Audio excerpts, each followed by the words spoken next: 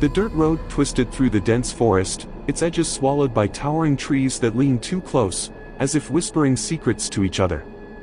The car's headlights barely cut through the gloom, and as the group of friends finally arrived at the clearing near Blackwood Lake, an eerie silence settled over them. No chirping insects, no rustling leaves, just the muffled sound of their own footsteps on the damp earth. "Spooky as hell," Ethan muttered, forcing a chuckle, but no one laughed. Something about the air felt heavy, like the woods themselves were holding their breath. Unloading the gear, Avery couldn't shake the sensation of being watched. Not by the others, not by some animal lurking in the brush, something else, unseen, yet impossibly close. "Guys, tell me you feel that," she said, rubbing her arms against the sudden chill. Liam rolled his eyes. "It's just the stories getting to you," he said. "Every small town has some dumb legend. People just love making up ghost stories." But as they set up the tents, the wind picked up, carrying whispers that didn't belong to them. The lake itself was unsettling. Blackwood Lake had earned its name well. Its surface was impossibly dark, reflecting the surrounding trees like a distorted mirror.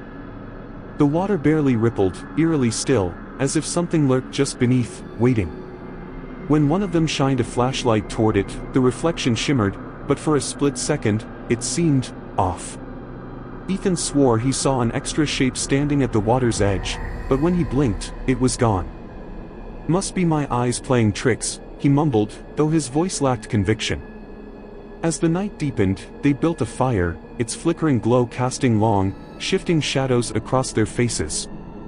They joked, they laughed, trying to push away the unease creeping into their bones. But every so often, one of them would glance at the lake, at the reflections dancing on its surface. It almost felt like someone else was laughing with them. Not from around the fire, but from within the water.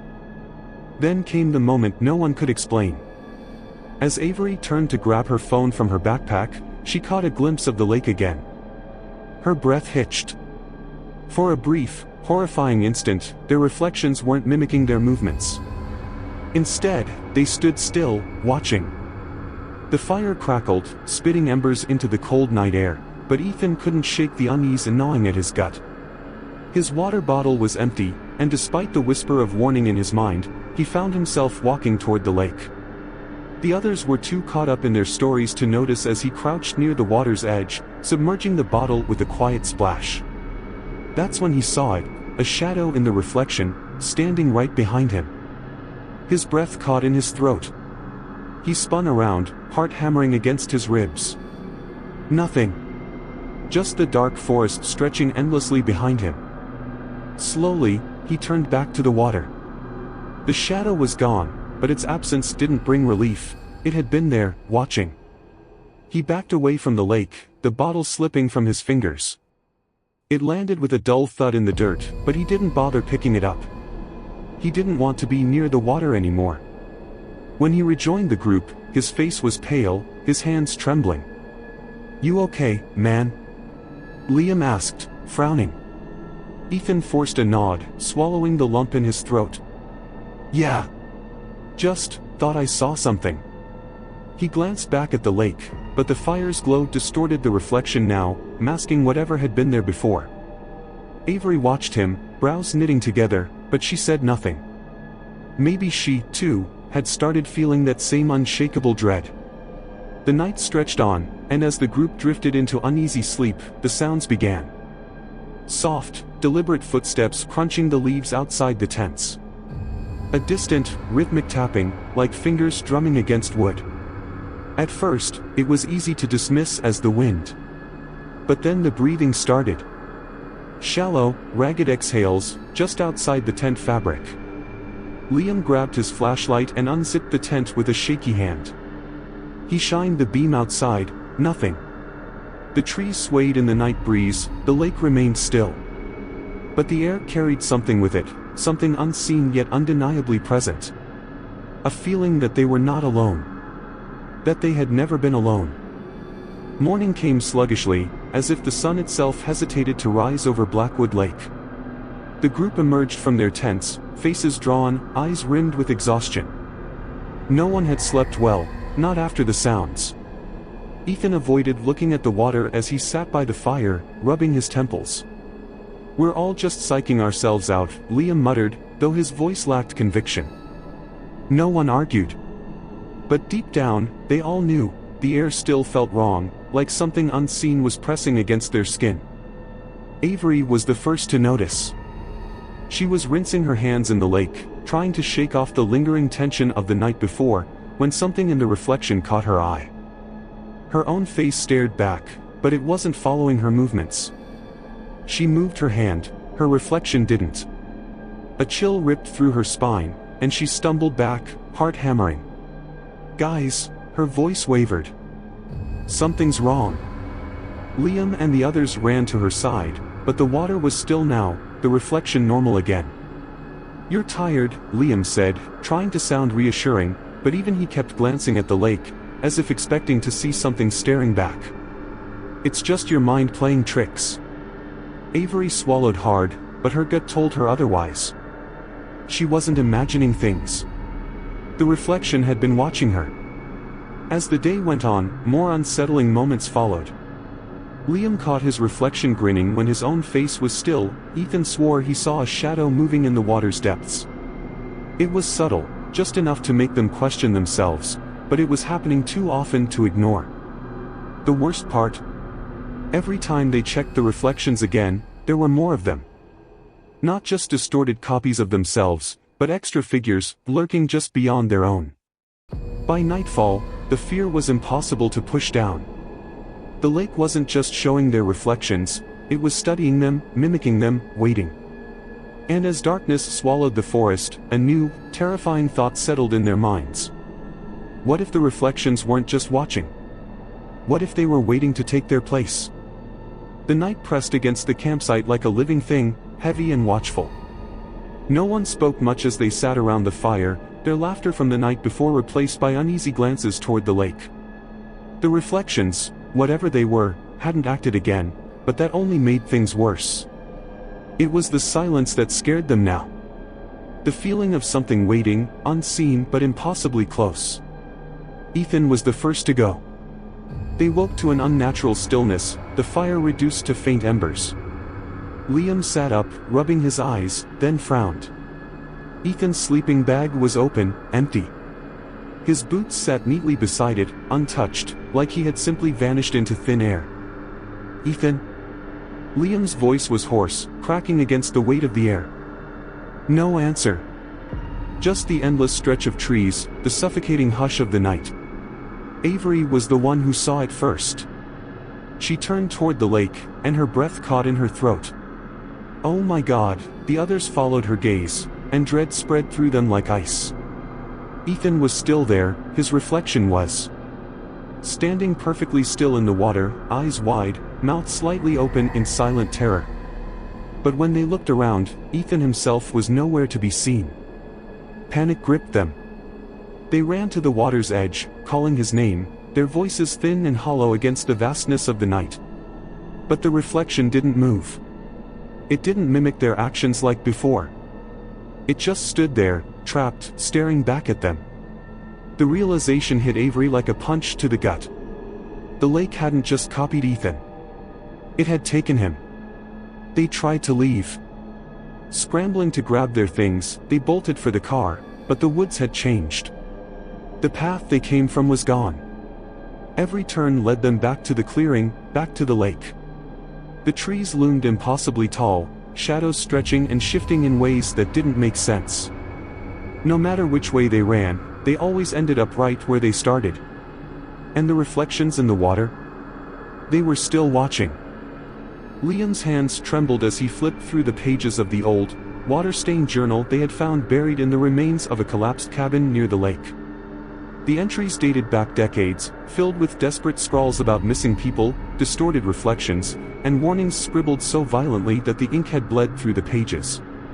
"The lake does not reflect," one passage read. "It takes." His voice cracked as he read it aloud. No one spoke. They didn't need to. They all knew, deep down, that Ethan was gone.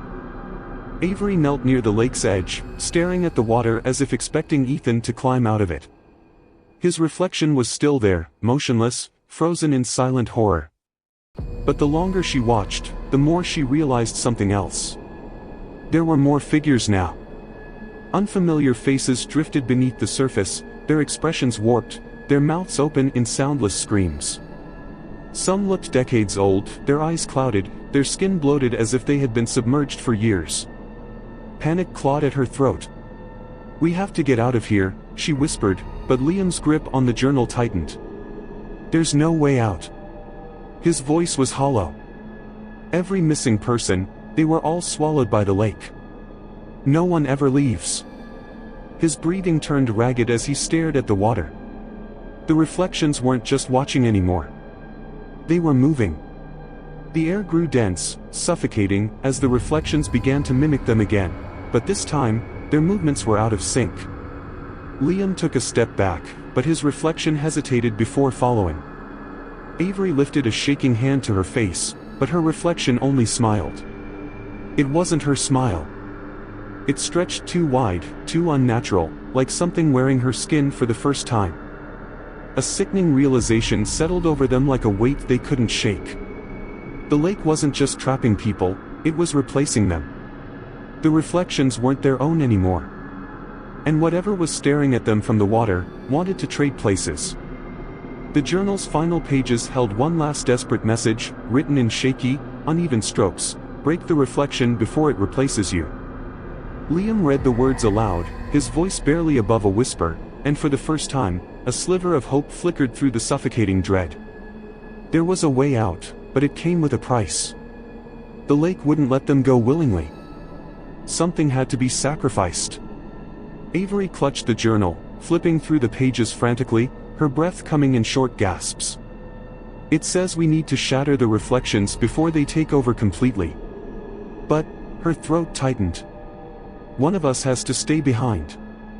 The weight of those words sank into the group like a stone thrown into deep water. Silence stretched between them, thick with unspoken fear. No one wanted to say it, but they all knew. The lake wouldn't release them without a toll. The wind howled through the trees as the water began to ripple unnaturally. The reflections no longer stood still, they twitched, convulsed, their faces distorting into monstrous grins. One by one, they started crawling upward, their hands pressing against the surface of the lake as if trying to pull themselves free. The group scrambled for rocks, anything heavy enough to break the water's surface. Liam threw the first stone. The reflection of his own face shattered like glass, sending a shockwave through the lake. A terrible, inhuman wail echoed through the clearing. Then the lake fought back. The ground trembled, and a cold, wet force yanked Avery off her feet. She screamed as the water surged up like fingers wrapping around her ankle. The others grabbed at her arms, pulling, but the lake was stronger. Her reflection was already stepping out of the water, eyes hollow, its mouth curling into a smile that wasn't hers. Panic surged through Liam's veins. There was no time to think, only to act. He grabbed the largest rock he could find and hurled it directly at Avery's doppelganger. The impact sent ripples of darkness spreading across the lake. The reflection twisted, shrieking soundlessly before shattering into nothingness. But as it disappeared, so did Avery. The real one. The water swallowed her whole, and the lake stilled. The reflections had stopped. The air was eerily silent. But Avery was gone. Liam stood frozen at the lake's edge, his breath shallow, his hands trembling. Avery was gone. One moment she was there, real, solid, screaming for help, and the next, swallowed by the lake like she had never existed. The others stared in stunned silence, their minds refusing to process what had just happened. The ritual had worked, but the price had been paid in full. Avery's reflection was gone, but so was she. The air around them felt different now. Lighter. The weight that had pressed against their chests since they arrived had lifted, but something still wasn't right. Ethan's reflection was no longer in the water. Neither were the countless other faces that had been trapped beneath the surface.